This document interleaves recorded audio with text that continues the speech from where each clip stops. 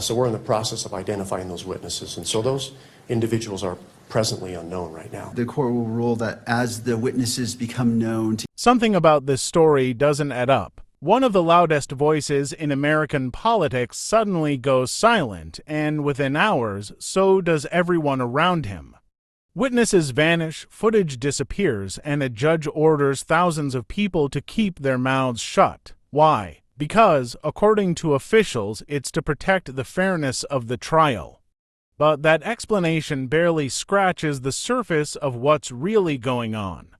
When you start piecing together what happened the night Charlie Kirk was shot and what came after, it feels less like a routine legal measure and more like a coordinated effort to control what the public sees, hears, and believes. In a world where everything is recorded, shared, and live-streamed in seconds, how could something this massive go dark overnight? It's almost as if someone wanted it that way. And when you start tracing the timeline, the shooting, the gag order, the sudden silence of thousands of witnesses, and the shocking reactions from people close to him, you begin to realize there's far more to this story than anyone's admitting. Because the truth about what happened to Charlie Kirk might have been buried under one of the broadest gag orders ever issued in an American courtroom.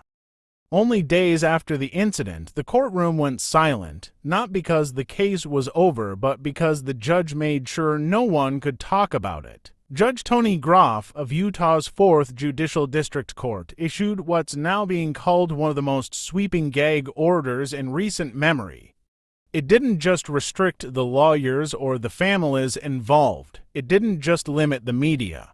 It stretched far wider, binding almost anyone even remotely connected to the case. Lawyers, investigators, consultants, even future attorneys who might one day take part. Let that sink in. People who don't even know they'll be involved in the case yet, already ordered to stay silent. The justification: to protect the defendants. A substantial amount of discovery in this case, Your Honor.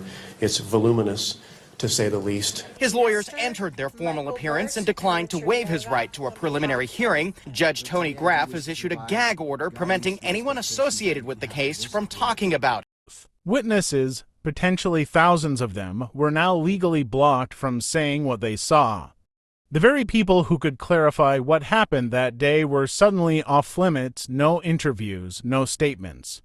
No leaks, nothing. Reporters tried to reach out to those who were there, only to be met with silence, confusion, or fear. The message was clear: talk, and you could face consequences. Even legal experts began to question how far this order really went. Could a judge actually silence people who weren't even part of the case? Could he really forbid public discussion about an event that happened in front of thousands? The order didn't just control information, it reshaped it, and as the silence grew louder, people online began to notice. Because when a court tells an entire crowd to stop talking, it doesn't just protect the truth, it hides it. But the story didn't end there, because not everyone was willing to stay quiet. To most people, a gag order sounds like routine courtroom procedure, a way to protect a fair trial and keep the jury unbiased. But in this case, it feels different. It feels weaponized. This wasn't just about silencing a few attorneys from speaking to the media. It was about cutting off every possible thread that could lead to the truth. Students, witnesses, professors, even members of the defense team, all locked behind legal silence. And if that wasn't enough, this order reached even further. It applied to people who hadn't even entered the case yet, future lawyers, as the document called them. Imagine that, being told to keep quiet about something you haven't even been involved in. It sounded less like law and more like control. Legal analysts began pointing out how unusual this was. Gag orders typically target small circles, the parties directly tied to a trial. But this one, it cast a shadow over thousands of people. Anyone who saw something, heard something, or tried to speak publicly about it was suddenly part of the silence. And that's where the real issue begins. Because gag orders can serve two purposes. On one hand, they protect fairness. On the other, they can bury accountability. The broader the silence, the easier it becomes for people in power to shape what's left of the narrative. That's exactly what people online started noticing. The more the court insisted on secrecy, the more the story began to drift into conspiracy. Not because people wanted drama, but because they had no answers. No verified footage. No statements from witnesses, no press conferences. Just official silence and a single message, don't talk. And that raises the question, if the truth is so simple, why go this far to hide it? Because at this point, it's not just about Charlie Kirk, it's about how much control the system really has over what the public is allowed to know. And as the next hearing approaches, one thing is clear, this isn't just a legal fight anymore. It's a battle between silence and exposure. But even with the gag order in place, the story refuses to die. And what happens next might determine how far this silence can actually go. According to the court, the gag order was simple, a safeguard to protect the fairness of the trial. Officials claimed the goal wasn't secrecy, it was justice. They said the case had drawn massive media exposure and with thousands of witnesses. The risk of misinformation spreading online was just too high. On paper, that might sound reasonable, but the more people looked into it, the stranger it seemed. Why block everyone from talking, not just attorneys, but students, professors, and even families who weren't directly tied to the case? Why silence the very people who could help verify what really happened inside that room? It didn't take long for the internet to fill in the blanks. Online, theories began to swirl. Some claimed it was a cover-up, an attempt to rewrite what actually happened that day. Others suggested the order was a way to control the narrative, keeping the public dependent on official updates. That never seemed to come. Then there were those who said the timing was suspicious. The gag order appeared almost immediately after rumors began spreading about footage being taken down and about journalists being quietly discouraged from pursuing the story. Suddenly, the protection of due process started to sound like the protection of something else entirely. Still, no one could prove it, because with every potential witness legally silenced, and with no verified footage released, speculation became the only thing left. And in that silence, people started paying attention to someone who refused to play by the rules, someone who wasn't about to let this story disappear quietly.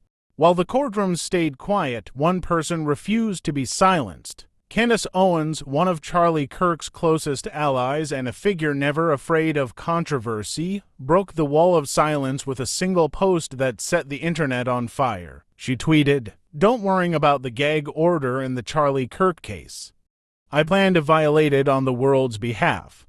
The things I've discovered this past week are enough to burn the house down." Within minutes, her words exploded across every platform. Screenshots spread faster than news headlines, and people began asking the same question: what exactly did she discover? Owens hinted at betrayal, saying Charlie was betrayed by everyone and that the truth about his assassination was being buried. Whether she was speaking from verified knowledge or speculation, no one knew. But what mattered was the tone, defiance, outrage, and a promise that she wasn't backing down. It was the first time someone inside Charlie's circle had publicly challenged the court's order, and it sent shockwaves through both his supporters and critics. To some, Candace was the only one brave enough to speak when everyone else stayed silent. To others, she was playing with fire, risking legal consequences just to stir attention. But one thing was certain: she wasn't done talking. Because shortly after her tweet, people started noticing something even more unsettling, clues suggesting that Charlie himself may have been digging into something dangerous just before the incident. And what he said in his final public interviews might explain why so many people wanted him quiet. Before everything happened, Charlie Kirk gave one of his final public interviews, and he didn't hold back. He spoke directly about one of the most controversial subjects in modern politics, the Epstein files. When asked whether he believed the government would ever release the full documents, Charlie didn't hesitate. I think that she genuinely has the files, or people are destroying them, and what's going on there? Well, I think they got to make this right. I mean, Right. we as the American people deserve to have every Epstein file released with no redactions whatsoever, period. right. And so yesterday, I don't want to comment. Immediately. That statement lit up social media. Supporters praised his blunt honesty, while critics dismissed it as grandstanding. But in the days that followed, it gained an eerie kind of significance, because shortly after he made those comments, he was gone. Now, to be clear, there's no verified link between what he said and what happened at Utah Valley University. But online, people began connecting the dots. Some claimed he had gotten too close to something powerful. Others speculated that he might have uncovered information he was never supposed to see. Posts started circulating claiming he'd been in contact with individuals connected to that network. Again, none of that is confirmed. These are just rumors spreading through forums and late-night live streams. But they fed a narrative that refused to die, that Charlie Kirk wasn't just a victim of random violence. He was silenced. The timing, the statements, the secrecy, it all felt too coincidental for people to ignore. And as Candace Owens continued hinting about information that could burn the house down, speculation only grew. Was she referring to what Charlie had discovered? Were the Epstein files the real reason behind the gag order's sweeping power? Or was it all just a dangerous mix of rumor and coincidence spiraling out of control? Whatever the case, the order to stay silent made one thing certain: no one could ask those questions out loud without risking serious consequences. But outside the courtroom, the silence was only making people talk more. Because if the truth really threatens to burn everything down, what does that say about who's holding the matches? With the courtroom sealed and everyone under orders to stay quiet, all eyes now turn to what happens next. The next hearing is scheduled in Provo, Utah, and this time, Tyler Robinson, the man accused of shooting Charlie Kirk, is expected to appear in person. Legal experts say this hearing could decide more than just procedural details. It could determine whether the gag order itself survives. If attorneys challenge it, the court might have to explain how it plans to justify silencing thousands of people, something that could push the issue straight into a higher court. And if that challenge happens, it won't just be about one case in Utah. It could set a national precedent. Because if a judge can silence witnesses on this scale, what stops other courts from doing the same whenever a case draws too much attention? Meanwhile, Candace Owens has hinted she's not done talking. Her latest posts suggest she plans to share everything if the court doesn't act transparently. Whether that's an act of courage or defiance remains to be seen, but one thing's certain: the internet is watching closely. Some believe she leaked new evidence. Others think it's all misdirection, a way to keep the spotlight on the mystery. Either way, her involvement ensures the story won't disappear quietly, no matter how hard officials try to contain it. For now, though, the official stance remains the same: silence. No new footage, no official statement about Charlie's condition. No answers to the questions that have been haunting the public since that night. And as every day passes without clarity, the sense of unease only grows. People want to believe justice will be served, that the truth will come out in court. But many fear it's already been buried under the weight of secrecy. Still, there's one thing even the most powerful court order can't fully control: curiosity. Because when millions of people are asking the same question, what really happened to Charlie Kirk? Silence can only hold for so The court will long, rule and that if as the the next witnesses hearing become doesn't bring known- answers, someone else will.